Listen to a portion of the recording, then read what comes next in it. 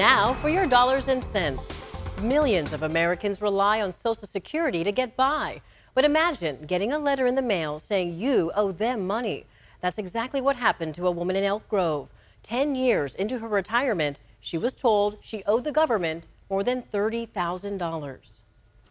Gee, the White House?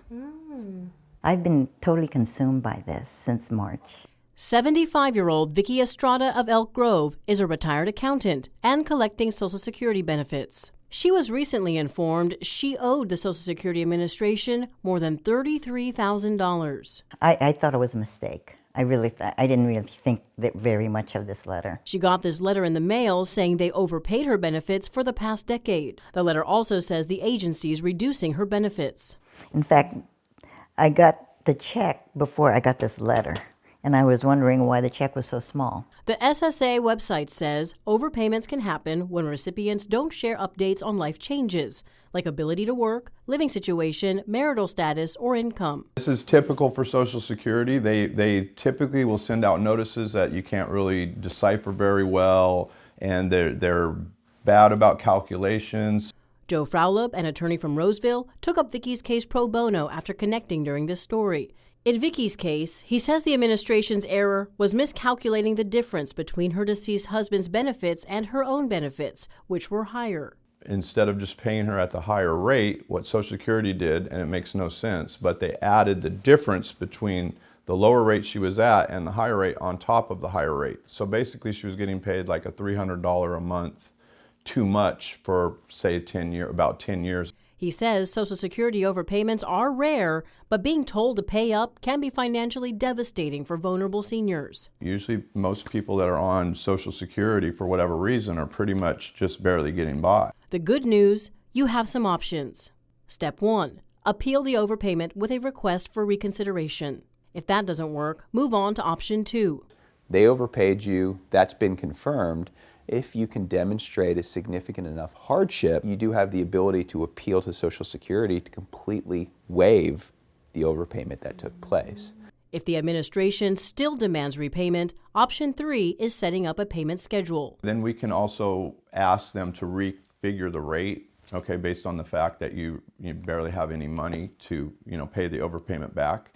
And the lowest they'll let you pay is like $10 a month. But hardships can still remain. If you're on a fixed income, does it mean you cut something else? Does it mean you go out and seek part-time employment? Not attractive choices. I mean, there's no way to sugarcoat that. Right from the start, Vicki followed some of those steps and hasn't stopped fighting back, calling Social Security, writing letters to lawmakers. This is Governor Newsom. And filing her requests for appeals and waivers. If I think I'm right, and I think I'm right here, I'm going to fight for it. I'm not going to sit back. And the thing is they're picking on the old people. The people that they think that they're not going to fight back, but I will, and I think I've proven that by the letters I've written. And I said, next thing is a billboard. We contacted the Social Security Administration, and just last week, Vicki told us they waived her more than $33,000 overpayment, meaning she no longer owes that money. It's a huge sigh of relief for Vicki, but the experts tell me there isn't much you can do to prevent an overpayment like hers from happening to you, but being proactive like Vicki can really help. Always report any life changes. Follow the steps that I mentioned to take action on your case. And if you do get any letters from Social Security, don't wait to act. Missing deadlines could cost you money and a lot of headaches down the line, Chris. But you can imagine how she would have thought this can't be right? Yeah. Owing more than $30,000. So is the government doing anything to fix this? Yeah, that's a great question. And really, she was taken aback by all of this. Several members of Congress have spoken out against the overpayments, criticizing the Social Security Administration. Now, as a result, the agency recently announced it's appointed a team to review the overpayments. In a congressional hearing back in October, the administration's acting commissioner said more than 1 million Americans were sent overpayment notices in 2022, more than 980,000 last year. But they say that it's rare. But again, if you are very, very diligent and vigilant, like Vicki was, you saw get results. Exactly. But still, there was a lot of stress, months and months of stress on her part. Just can't imagine.